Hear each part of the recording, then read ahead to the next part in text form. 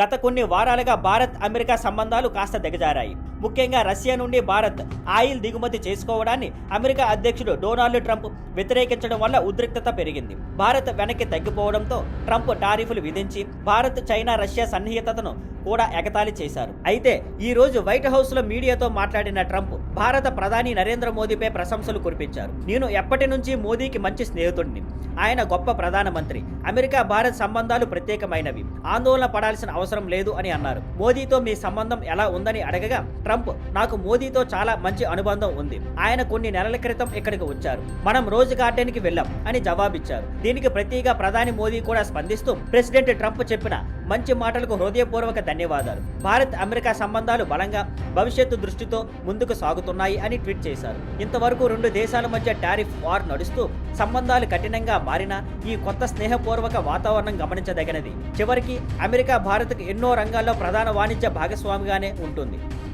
Thank you for watching. Please like, share and subscribe.